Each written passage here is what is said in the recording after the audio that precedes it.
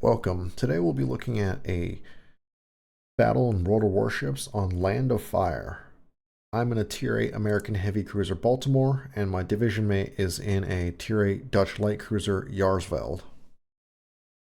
And if you look at the lineups on the team panels on the sides, you'll see that there are two battleships per side.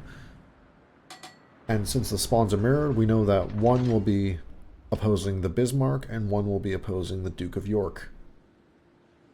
Which means that the sea cap, the seaside, does not have a battleship. Starting out, I'm going to be playing a bit slow, a bit conservative, waiting for our team to get some intelligence on where the enemy team is before I decide to make my play. So right now I'm just chilling out, trawling at half speed, and mostly just admiring the Baltimore, because I think it is a very cool looking ship. It's got the American 8-inch heavy cruiser guns with enhanced AP pen angles. It's got the 5-inch 38 secondaries, which also form its long-range anti-air bubble. It's got the quad 40mm Oerlikon anti-aircraft guns. Just a very, very capable American heavy cruiser. Very capable cruiser in general. It's got the best stealth in the American heavy cruiser line at 9.9 kilometer detection. And our team is currently going very, very heavy hard push into A. They're really all Atlanta, Undine, and Benson hard committing to the cap. Lightning gets into B. My friendly Jarsveld decides to play the C side to get island cover, as well as to deny the enemy team the use of their islands. Enemy force sighted on the horizon. So I'll speed this up a little bit, and we see that the Rodney is spotted out in the G2 line. So that shows that North Carolina is spawning B. So my biggest question now is, where is the North Carolina? We see Monahan and Fenyang approach the C cap, so I'm taking this in thinking, where do I want to deploy? And right now I'm thinking I want to be in C, because I pack a 10-kilometer radar, and if I can radar out their DDs, I could really put them in a world of pain. Attention. Reporting the target position.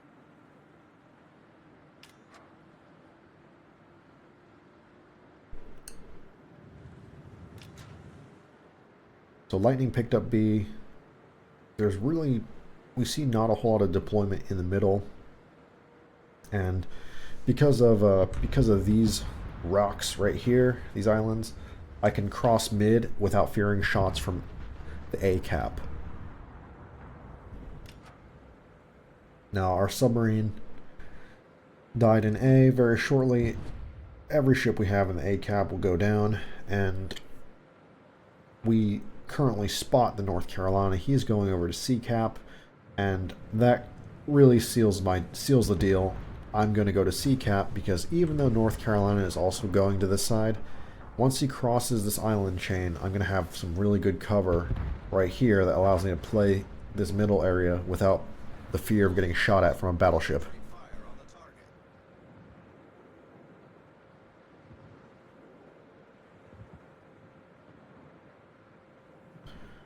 As you can see, all the ships on our side in A are now gone, except for Otago.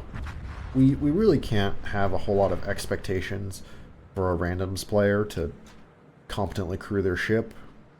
So our default assumption is for the Otago to just, suicide and die, but he actually manages to live and be an effective contribution to the team until the end of the match. So props to him.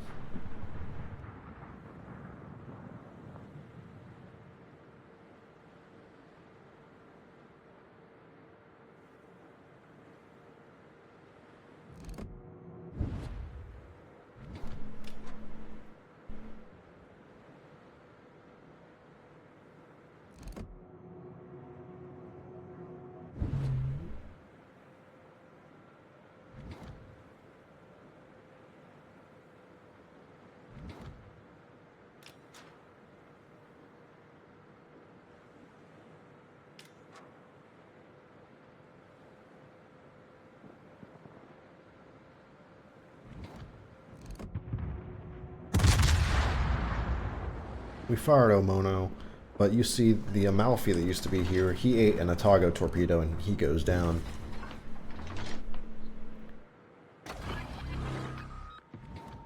Now, even though we broke line of sight with the Omono, we're still spotted, which tells us that Fen Yang is in the cap, and of course the cap is contested.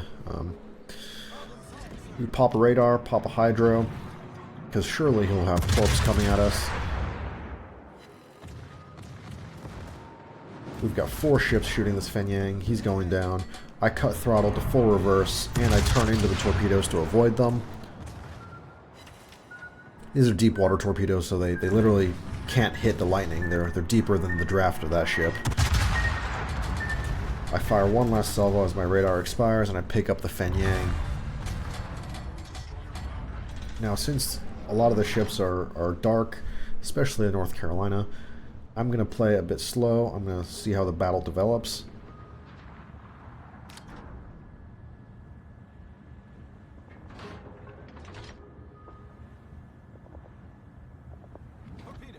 And right here I see a Rochester. If he pushes in, he's going to have a crossfire. He's going to be in a crossfire between my Nuremberg, Jarsveld, and myself, so he's got a tough decision to make. He decides to go flat to me, which, good. We're going to see what's about to happen to him. Right about now. Boom. 10k salvo right there.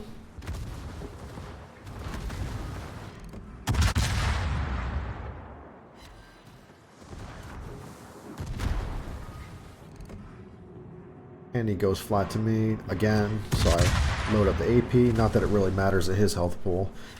High explosive would have done the same thing.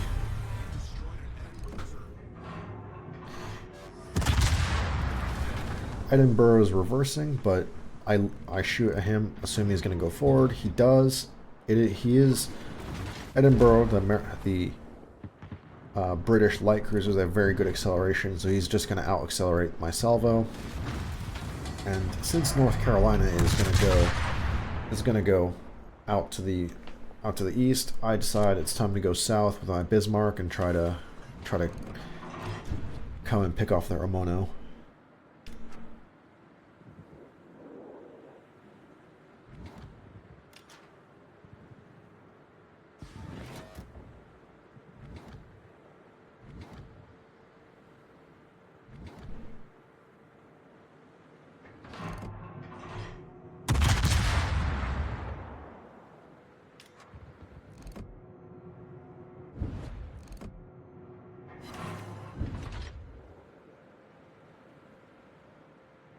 Now, Omono is a Japanese light cruiser. Their specialty is their very heavy torpedo armament, and our Bismarck is not only running straight at him to eat torpedoes, but he's also firing high explosive. This Bismarck is not going to make the smartest of plays, but I'm here to back him up. This Omono is my next target. And what do we see? He turns out and essentially just goes flat to me. And at this point, the salvo goes out, and boom. 3 citadels for 18,000 damage.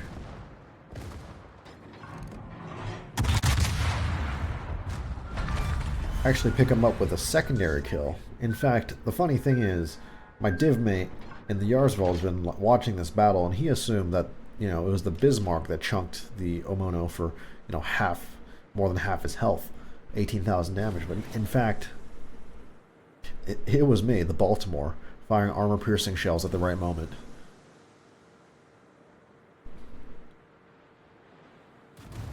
So now, at this point, the enemy team has the 1-2 line, the west flank on lockdown. Our Otago is still miraculously alive on decent HP. We need to solidify control of the C cap. The North Carolina and the Edinburgh are our next targets. B cap is contested, which means that GJ Merker is there. It really couldn't be any other ship. Since I'm detected, I can stealth radar and get some resets on him. Because at this point, the game is still in the air, and it may come down to points. So I definitely want to reset him off the cap as much as possible. get some chip damage on him to make him easier to take down later.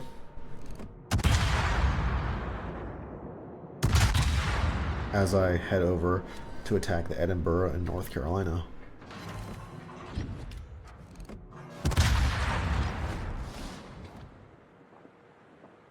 Now the American heavy cruisers, the initial velocity is a bit slow, which means that they have quite an arcing trajectory, which means that even over these islands I can hit the Edinburgh. He is slow and reversing, and this time he is not going to get away.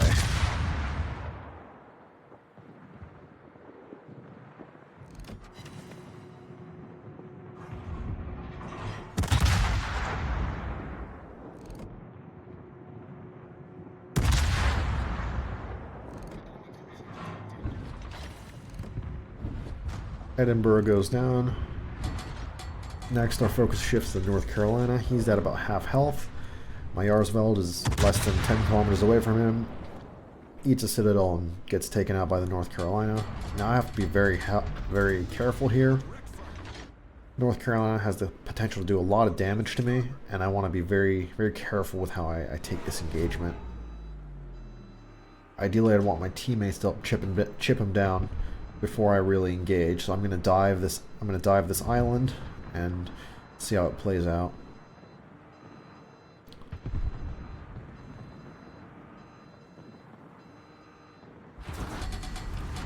Now it turns out that North Carolina is actually going flat to me. He's going to drive past me, and I'm going to shoot through the trees right here with my front guns to do some damage to him. And right now I know my guns are clear. I fire both front turrets, and I actually get a citadel for a 13,000 damage salvo on North Carolina. My friendly Lightning has torps in the water. He's going to hit a torp, and I'm going to finish him off with one more shell as we solidify control of the east side of the map.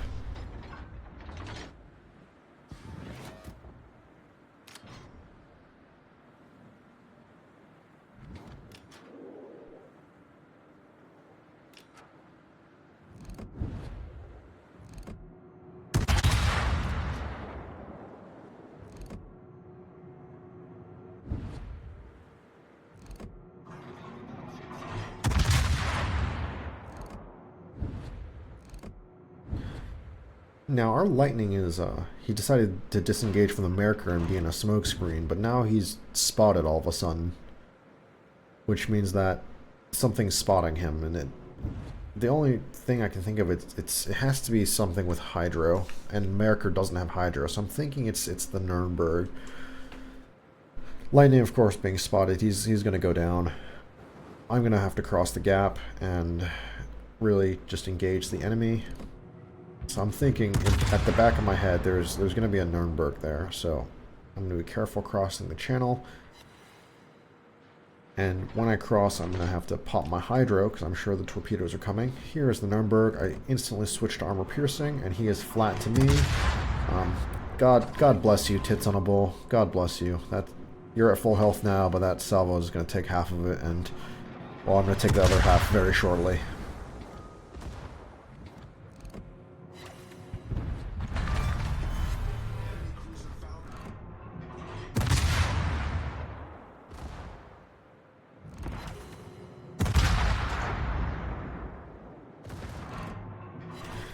This Merkur really, he kind of knows he's helpless. I mean, even if he tries to go dark, I've got a radar in hand. He's not living this. His torpedoes are not going to hit. I have Hydro up. And he's going to go dark behind the islands. I think my Nuremberg is going to pick him up, but I'm going to keep aiming this way because it's rather a mistake to trust your randoms teammates.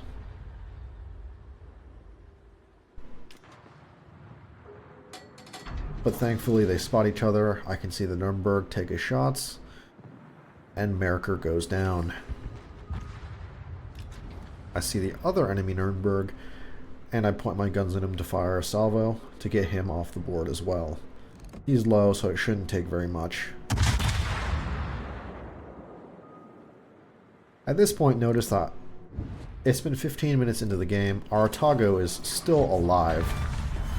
And me and my divmate are just complimenting him in chat for, you know, not suiciding. it's really heartwarming to see a competent randoms player. It truly is.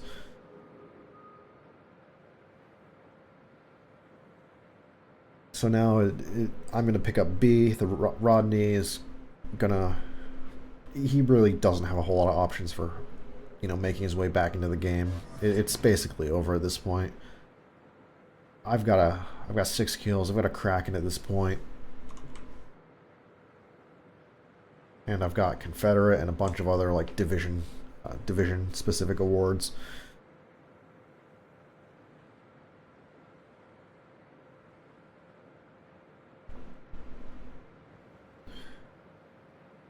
And in a lot of ways, Baltimore is a joy to play.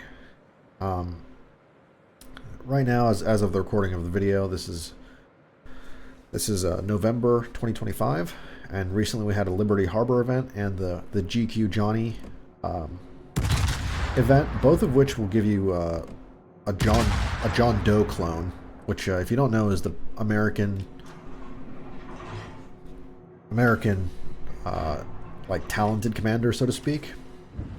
It gives the same buff skills as Halsey.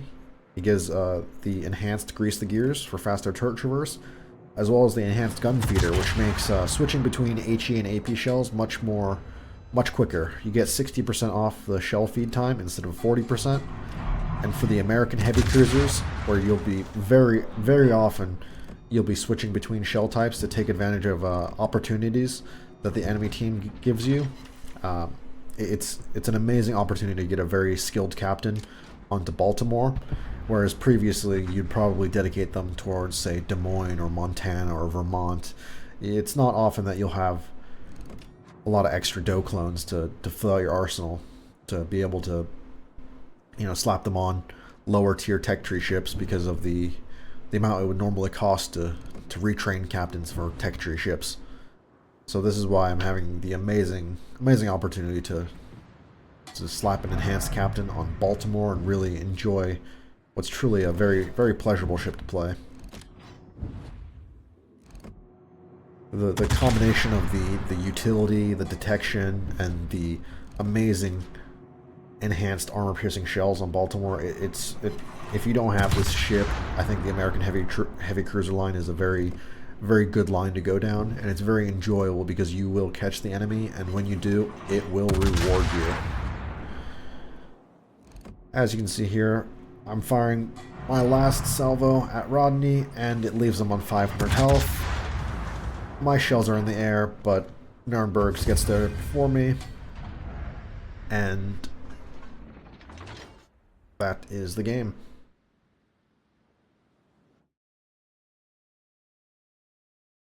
I do end up getting the Expert Efficiency badge, even though it's a replay, it doesn't show it here. I get 141k damage with 6 ships destroyed. I come in top of the team with almost 3k base XP in a tier 8 game.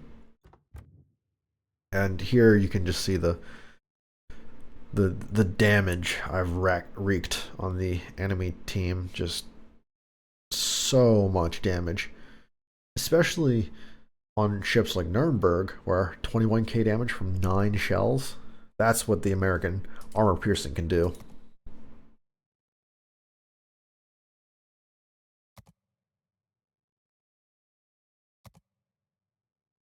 And some chip damage on Rodney.